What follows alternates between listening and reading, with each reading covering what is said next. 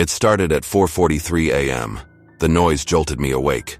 It sounded like there was a giant truck revving its engine right there in our bedroom. Exhaust fumes wafted in through the open window. It was a bad way to start the day. "What is that?" moaned my wife. We'd both slept poorly because our daughter had crawled into our bed at 1 a.m. and kept kicking us in the face until we were both half hanging off the bed while she snored away. "Start of the apocalypse," I groaned. "Go back to sleep." "No way can I sleep through that racket," said Vanessa. She rolled out of bed and shut the window. That helped a little, but it still sounded like war out there. She pulled the curtains back and looked through the window. "It's the fucking neighbor, mowing his lawn. Before the sun is up, we need to have a heart-to-heart with him. Let him know that's not okay." Keegan, our daughter, woke up crying. "Guess that's that," I muttered, getting out of bed myself. "I'll go talk to him after some coffee." "Bring me some too," said Vanessa. "Papa, bring me some Smarties," said Keegan. No Smarties for breakfast, banana or toast, but not Smarties." "Fine," huffed Keegan. "Toast, cut into shapes." I sighed. This was really the last thing I wanted to be doing at 4:45 on a Saturday morning, making coffee and cutting toast into animal shapes instead of drooling in my sleep and dreaming of a gentler world. I went into the kitchen and started the coffee and toast, and then looked out the living room window. Sure enough, there was Mr. Limsky, mowing his damn lawn, in his damn bathrobe no less. That was another thing that I had no desire to do. Get into it with him about this or really talk to him about anything ever beyond a friendly wave and a howdy neighbor. By the time I was awake enough to form a coherent thought, it was almost 6 a.m., and I had consumed 4 cups of coffee. Mr. Limsky was still at it, which was strange, because his yard isn't very big at all. It shouldn't take more than a 40-minute mow job. But here it was, an hour and 15 minutes later, and he was still at it. I got semi-dressed and stumbled outside. I walked across my own yard, which I noted needed mowing itself. Maybe I'll tell him that if he mows my lawn and promises to never start so early again, I'll let it go. But I knew that I wouldn't do that. I was a coward. As I got closer, I observed with some confusion that his lawn was already mowed. He was going over it a second time now. I walked up to our property line, denoted by the contrast between mowed and unmowed grass, and started waving my hands in the air, waiting for Mr. Limsky to notice me. He never did. He just stared straight ahead and kept pushing the mower. "Hey!" I shouted. But it was no good.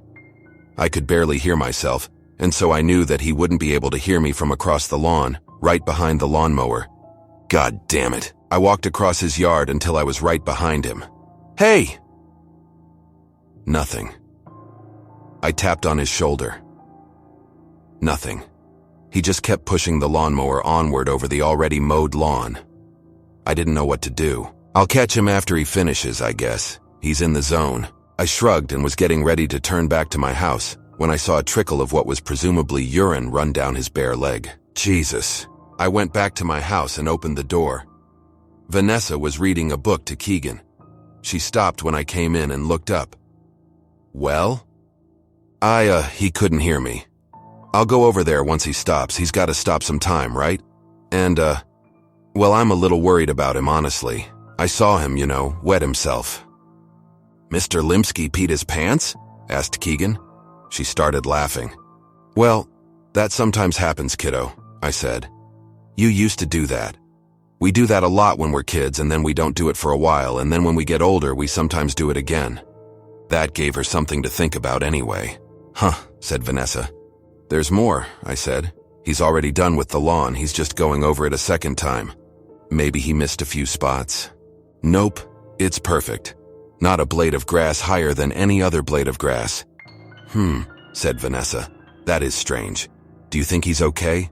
Should we call somebody?" I shrugged. "Who are we going to call? The police? Tell them that our retired neighbor is mowing his lawn twice while peeing himself? What will they say to that?" By 8 a.m. I was done cooking the bacon and Mr. Limsky was still at it, mowing his lawn for what must have been the 5th time. I tried not to think about it, but it was hard. "After breakfast we should go somewhere," I said. "It's a beautiful day. No sense staying cooped up all day."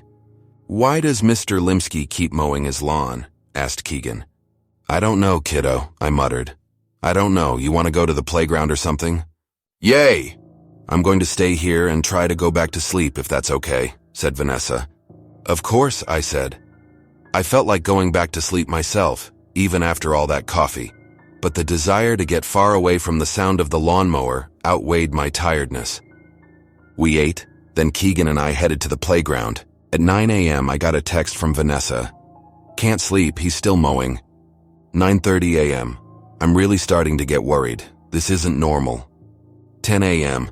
I went over there and tried to talk to him, but it's like he's in a trance. Please come home. I sighed, but complied. I rounded up the kid and drove home. I felt a deep sense of unease that grew more intense the closer I got to home. You're afraid of an old man mowing the lawn? I chided myself. It didn't work because my instinctive answer was, yes. I turned onto my street and prayed that Mr. Limsky would be done mowing the lawn by now. He'd tell us it was just a practical joke, and we'd all have a good laugh over it. But soon enough, I saw that wasn't going to happen. As I pulled into my driveway, I saw that he was still out there. I thought I saw a streak of brown running down his leg, but it was hard to tell for sure because he was going around under the shade of his ancient apple tree.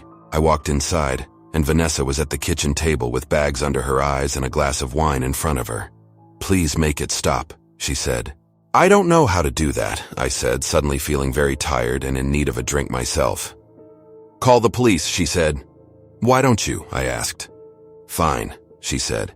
It's just that I do everything else around here, so I thought maybe you could help this one time. I held my tongue. I did plenty around there, but I knew that now wasn't the time to point that out. Okay, I said. I'll call the police. How has he not run out of gas by now anyway? I've been watching him, said Vanessa. He's got a can of gas in his driveway. Sometimes he grabs it when he passes by and gasses up while still pushing the mower. It's crazy. Please call the police. All right, I said. I looked up the number and proceeded to have one of the most awkward phone conversations of my life.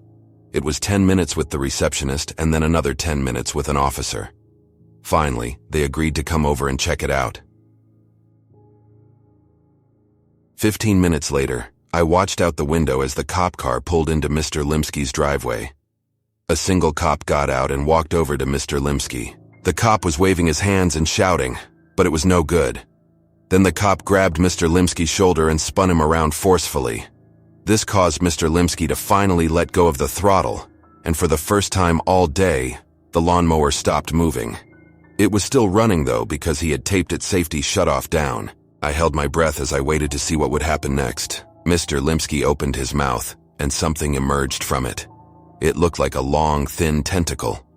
The tentacle wrapped itself around the cop's neck and lifted him up into the air. Then a second tentacle emerged from Mr. Limsky's mouth and made its way down the cop's throat. I slammed the curtain shut and noticed that I too, like Mr. Limsky earlier, had wet myself. What's going on out there? Asked Vanessa from the kitchen. Did the police arrive? I didn't have a good answer, so I didn't say anything. Honey, said Vanessa, walking over, are you okay? From outside, we heard the whine of a new machine join in with the lawnmower. Vanessa opened the curtain, and I turned slowly to look out. The cop was out there going around the old apple tree with a weed whacker, while Mr. Limsky was back pushing the lawnmower around again. It's 5 p.m. Besides Mr. Limsky, there are now 4 cops in his yard doing various tasks. One is still at it with the weed whacker. Another has been going at the shrubs with a pair of clippers for hours now. But the one who concerns me the most is the one who is going around spraying the ground from a bottle full of neon blue liquid that Mr. Limsky at one point puked out of his mouth. I personally am petitioning the family to pack up the car and start driving to Florida where Vanessa's mother lives. I have no idea what is going on, but it doesn't look good. I wasn't sure what was more bizarre and terrifying. My neighbor mowing his lawn for the 13th straight hour, aided by 4 uniformed cops performing various other landscaping tasks. Or the woman in the gas mask and plastic poncho that emerged from the tan Toyota Camry, which had wrapped itself around Mr. Limsky's apple tree. Damn it, Kelly, she shouted through the mask, clearly unsteady on her feet after the crash. No more driving for you ever. I crouched down in my driveway behind my own car, which I had just finished loading in preparation for getting my family far away from whatever horrible thing was happening next door. I watched as the woman who was not impressed by Kelly's driving skills pulled a large blaster from under her poncho. That's the best way I can describe it. It wasn't a gun, it was a fucking blaster. The woman pointed her blaster at Mr. Limsky and pulled the trigger. That was it for Mr. Limsky. He exploded in a horrible mess of neon blue gore. A still writhing tentacle flew through the air and slapped against the windshield of the Camry. I saw the wipers go on in an effort to clear the thing away. I turned and saw my wife looking out the window of our house in horrified amazement. She had her hand over our daughter's eyes. Keegan was prying away at Vanessa's finger in order to get a look at the excitement. Me? I'd had enough excitement for the day. I had no idea who the blaster woman was, but I knew that she had a blaster, and I struggled to come up with some way to get my family out of there without drawing anybody's notice. The woman turned her blaster to each of the 4 cops in turn, and quickly reduced them into 4 gooey globs of neon blue slime. If I can just get back inside without her noticing me, we can slip out the back and Uber it out of Dodge. Doesn't matter where, just somewhere far away. "You!" shouted the woman. Her poncho was absolutely drenched with the insides of the things she'd just blown apart. "Hiding behind your car, stand up slowly." "Shit." I stood up with my hands in the air. "Please don't blast me," I said. "I'm not one of them, I swear." "We'll see about that," she said. "Meanwhile, your neighbor, Mr. Limsky, he lived alone, yes?" "That's right," I said. "His wife died last year. Poor guy." I looked over at the puddle of strange gore that used to be Mr. Limsky. Poor guy indeed. "Here's what's going to happen. I'm going to go inside Mr. Limsky's house and get cleaned up. You're going to go inside your house and wait there for us. If you try anything smart, I promise you that you'll end up like your neighbor here. Not a pretty sight, you agree?" I took one more look, fought back the urge to puke, and nodded my head in earnest agreement. "Same goes for your family. I see them through the window. Got it? Inside, now." I didn't need any more encouragement. I ran back inside my house, back to Vanessa and Keegan. "Who is that?" asked Vanessa. "What's going on?" "You think I know?" I snapped. Then I sighed. "I don't. But I think maybe she's a good guy. I mean, she blasted those things out there." "What if Mr. Limsky was the good guy?" asked Keegan. "What if there are no good guys?" asked Vanessa. "I don't know," I said. "I don't know. But I think we have to take that chance. If she's a bad guy, then we're fuh. Then it's bad no matter what we do, I think.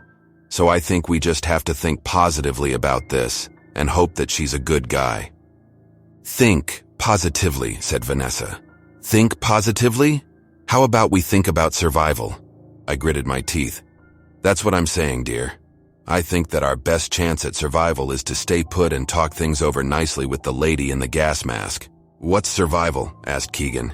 "It's what we're all trying to do, kiddo," I explained, "on a day-to-day basis, and none of us will finally pull it off." "What?" "It means trying not to die," I said. "Are we going to die?" "Someday, kiddo. Someday, a long, long time from now." I wasn't sure about that, of course, but what else could I say? "Hey, you want to watch Tumbleleaf? Fig the Fox?" "Okay," said Keegan. I got an episode going, and then went into the kitchen where Vanessa was pacing around in a circle. "Are you sure about this?" she asked, waiting here for them to come to us. "No," I said. "Okay," she said. "I trust you and I love you." "I love you too," I said. We waited. 20 minutes later, I saw them approaching my house. There were 2 women and 1 man, each wearing a gas mask. The woman in front was still carrying her blaster, but she had cleaned all of the blue substance off of her and was wearing some of Mr. Limsky's clothes. I met them at the door. "Did any of you come into contact with any of them?" asked the woman in front. "No," I said. It was a lie. I had come up behind Mr. Limsky and tapped him on the shoulder. Vanessa had also approached him. "What is this about?" "Kelly," said the blaster lady to the woman behind her. "Test him." This Kelly pulled a large syringe out of her backpack and took a step toward me.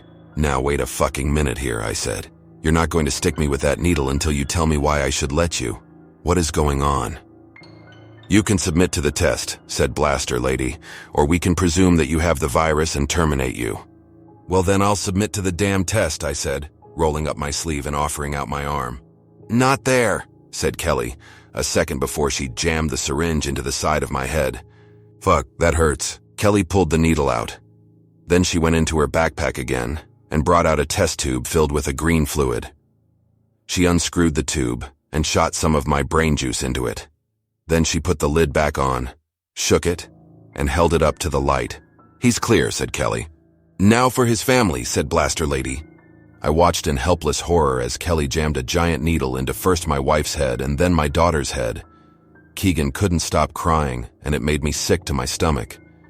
"They're all clear," said Kelly. "We're clear," I said. "Now do you want to tell us just what the fuck is going on? Let's start with who the hell you all are." "I'm Kelly Raymond," said the one with the needle. "My boyfriend got turned into a zombie, like Mr. Limsky, but a little different. I had to keep cutting off his fingers." "A zombie," I said.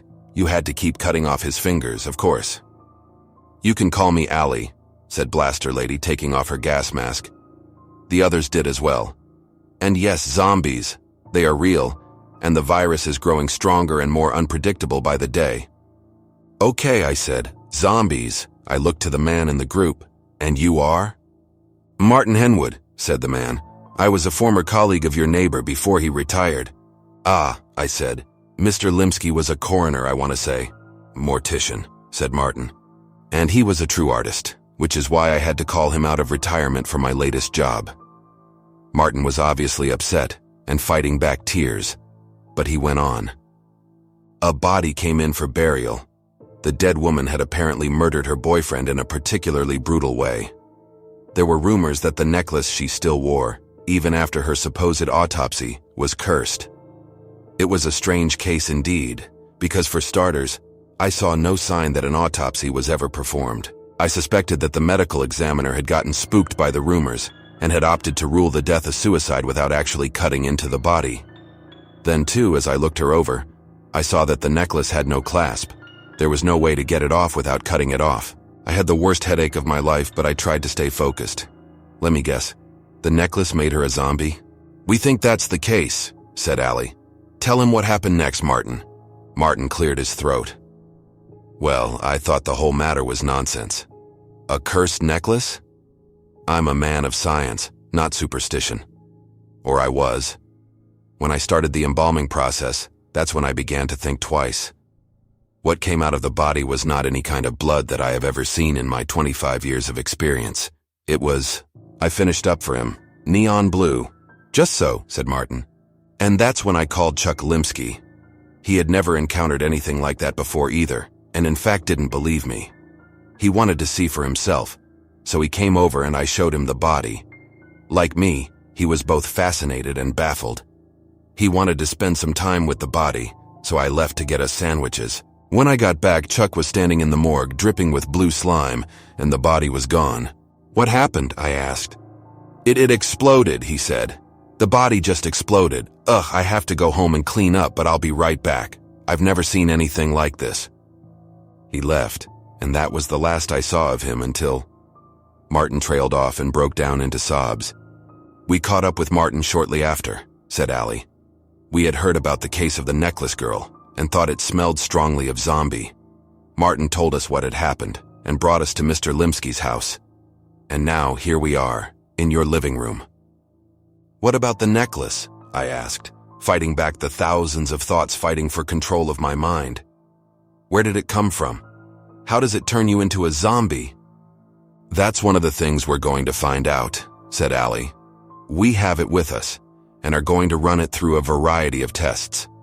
Typically, the virus is spread in the usual ways, like somebody coughing on you or, exploding on you. The necklace is a new development.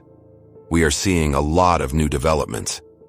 We have been dealing with the basic zombie virus for some time now and containing it well. But now things have changed. Our ultimate goal is to find a vaccine for the new super strains, but first we need to fully understand what we're up against." I looked over to the couch across the room, where Keegan was sitting on Vanessa's lap, still watching Fig the Fox. Vanessa was listening intently to our hushed talk, and I could see the terror etched into her face. I'm sure it was etched into mine as well. "It's not safe for you here anymore," said Allie. "The people I work with, used to work with. Yes, they are concerned about the zombies, but they are just as concerned with people finding out about the zombies. They are ruthless, and we'll be here within a day or so. Besides, we need a new ride, since Kelly wrecked our car. She is never allowed to drive again. I happen to notice that you have a nice, roomy SUV out there. That could fit us all. And it will. We'll rest up for a few hours. Then we'll torch Mr. Limsky's property. Then we hit the road. It's up to you. Come with us, or stay behind for them to find you. All right, I said, let me talk it over with my wife. We're on the road now. Allie's driving. I'm obviously not going to say where we're going. I just wanted to let everyone know that the zombie apocalypse is coming if we don't get there in time. If you enjoyed this video, please check out this playlist of horror stories I've put together, and let me know which is your favorite. Thank you for watching, and I'll see you in the next one.